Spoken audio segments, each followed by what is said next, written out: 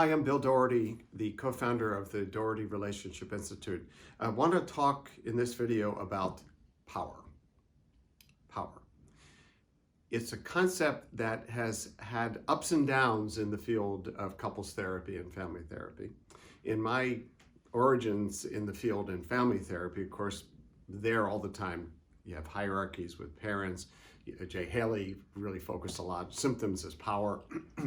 In the couples therapy area, it's been it's sort of emphasized by some and not by others. So attachment-oriented therapists, for example, really don't have a place to think about power or to work with power. The assumption is that both people are more or less equally vulnerable. Downside is that power is a part of relationships, and sometimes that has to be addressed. I think for other therapists, we tend to see power as, well, who's got more of it, okay? Who calls the shots more?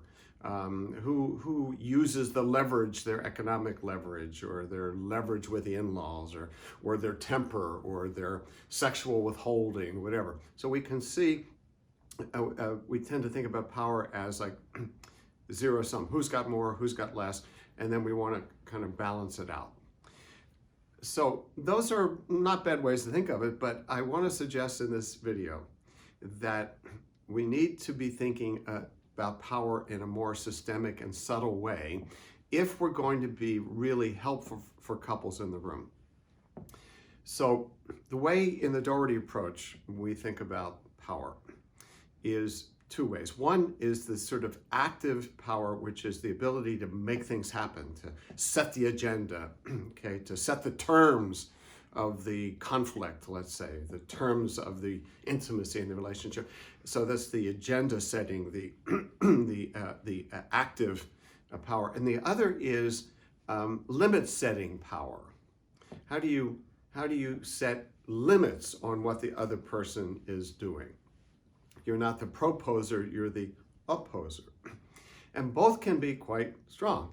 And here is my working assumption, that aside from some situations in which you have coercive control, you have a pathological situation where somebody, often a man, is running the life of the woman and she is controlled and desperate. So setting those aside. By the way, those couples tend not to volunteer to come to therapy, and particularly private practice therapists, although we have to be alert for when that happens. That aside, my working assumption is that power in a couple system ebbs back and forth and often takes the form of somebody with this sort of assertive agenda-setting power, decision-making power, and so on, and then the other becoming expert at limiting that in some way. So I'm thinking of a couple where the husband would get angry.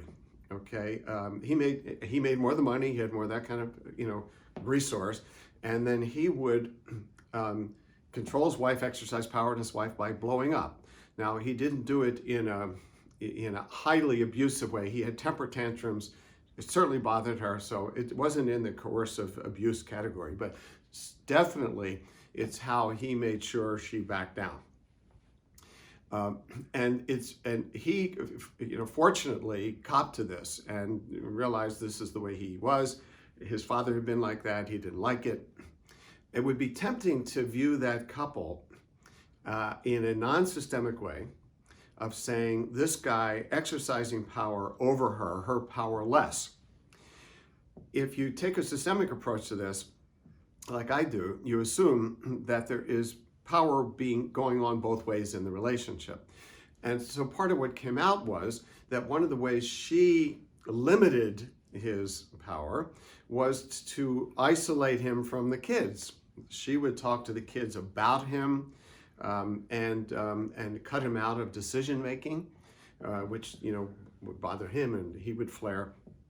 And so as we got into it, she realized partly she was punishing him for how he treated her, and he did not treat her well, and of course she got back. So what tends to happen is both people feel powerless. Both people feel powerless. And when you can tap that, when you can name that, because in a couple, they're either going to have healthy power balance, or if it's unhealthy, somebody's going to be getting back at the other, and somebody's going to be frustrated in their attempts to control. So that's one example. Another example, maybe a more subtle one, is who sets the terms for what healthy marital communication is. So somebody in a more stereotypical example, in a heterosexual marriage, would be the wife who has maybe done individual therapy, and she's read books on marriage, and she talks to her friends about relationships, and she sets or tries to set the terms for what is communication, and she supervises and gives him feedback about how he is sharing feelings or not, how he's listening to her. This is partly about her desire for connection, and that's what the attachment-oriented folks would be talking about, but it's also power. It's also setting the terms, saying this is how you should behave, this is what our relationship should look like.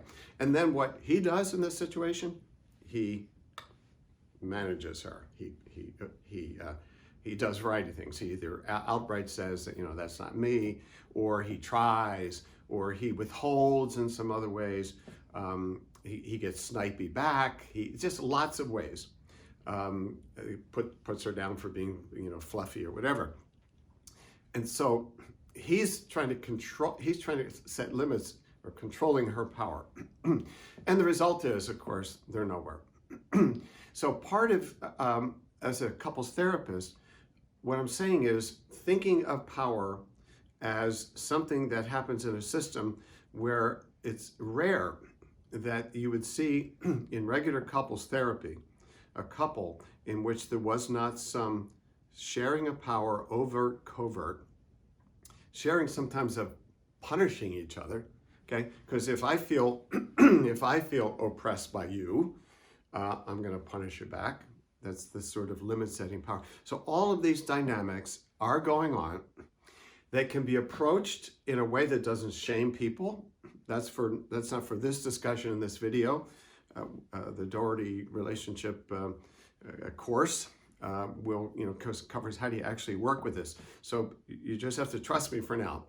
You can identify these issues. You can work with the subtleties of power in couples without blaming, shaming anybody. In fact, they feel illuminated by it. And you can then work with people around something that I don't think we have learned to work with well in couples therapy.